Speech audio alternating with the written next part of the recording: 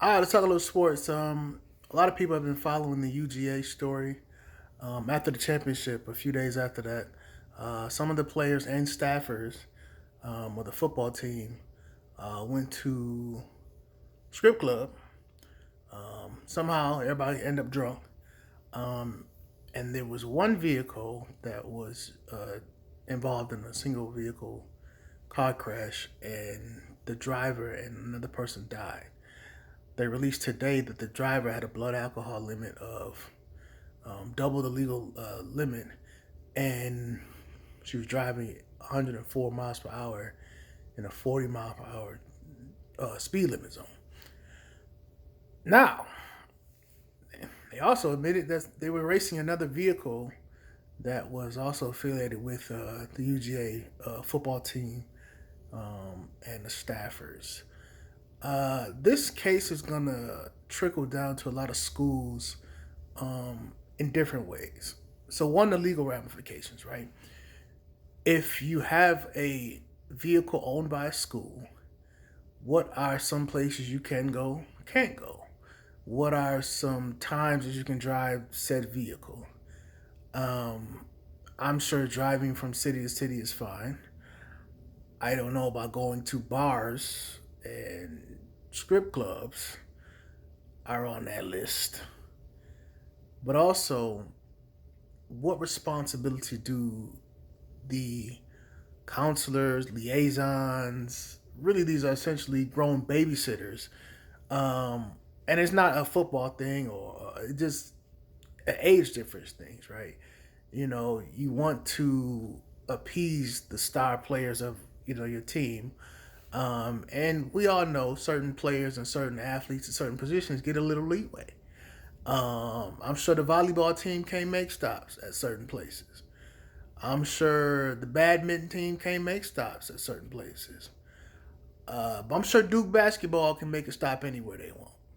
And obviously, this time they coming off of two championships, and they say they want to go to the bar, they want to go to the club. The players say they want to go to the strip club. The staffer's gonna say, "Let's make this turn," and I'm gonna got you right here. But there comes a point where you have to have things in place to ensure this does not happen. Not only are we drinking with the students, drinking and driving with your assets in the vehicle. So it's definitely gonna come to not just ahead when it comes to situations where vehicles owned by the university cannot do this and cannot do that. Staffers will kind of be reined in. If it's gonna be, if you know something, say something. If you know the superstar player likes to go here and there, and you're not comfortable with that, you got to pass that on and say, hey, we can't go here, we can't go there. What y'all do without me is not my concern. But I cannot take this vehicle somewhere else. I cannot be drunk with you all. To be double the blood alcohol limit is a lot. Um, and to be going 104 and 40 is a whole nother lot. So the ramifications of this case will play out in collegiate sports over the next couple of years. Obviously, with litigation, there's a legal case pending with one of the players who was also driving, I think, the other car. But also, not just civil suits. They're gonna investigate this from the beginning to the end.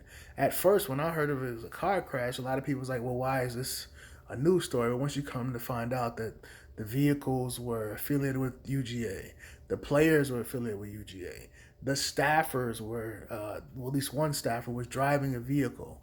The staffer was drunk. The staffer was driving reckless. Her behavior was reckless. Drinking with people you're responsible to watch out for. When you're a driver, at the end of the day, someone should have told her these are people we have to protect, not just like a livelihood thing. These are your cash cows. College sports is a business. It's not about education. It's not about students. It's about money. So if it's about money and everybody drinking, the person sober got to be the one driving. Or we got to call an Uber and Lyft and figure it out. But at no point when you have the future of our organization in the back seat or to the right of you should anybody be drinking or drugging anywhere near. But we'll see how this goes. But I know if you work on I work on a college campus. So it's not just college campus. A lot of businesses own vehicles or have connections to the vehicles that they can rent out. And there's really no. They say in the paper that you sign it for. Oh, don't go here. But no one's really watching that, and no one's really reading on that. But this will come down like a sledgehammer on a lot of schools, a lot of businesses who own vehicles or have vehicle relationships that you can rent vehicles for employees and athletes and stuff like that. There's gonna be a lot of changes when it comes to this, to the end of this. Whenever these lawsuits are adjudicated and the changes are put in place for organizations, so it's interesting to watch. It's sad though, because it's really sad because it didn't need to happen. We all go out and have a good time and do whatever you want, but you want to try to do it as safe as possible. And now there's way more places and things in place that you can be safe. Hell, if you get that drunk, get on the scooter. Get your butt on the highway and get on the scooter. But with things like Lyft and Uber, I know you don't want people in your business, but there's so many things that you can do to get home safe. Chauffeur services, it's not Uber and Lyft. They bring a limo, nice old limo. The old man in the front don't know who you are, star or not. And he opened the door, shut it, and you get back to your house, and he put you on the curb, but you safe. So we want to be careful about making sure everyone gets home safe, because there's more things in place now.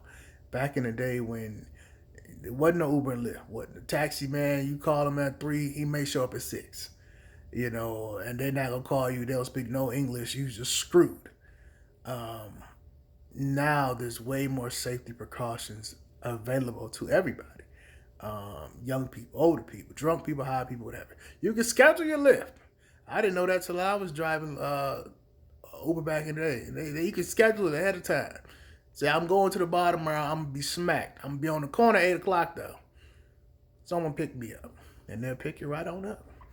Roll you right in the car. And put you right on out at your house. So, but it's sad. But yeah, this case is going to be interesting to follow. So, peace.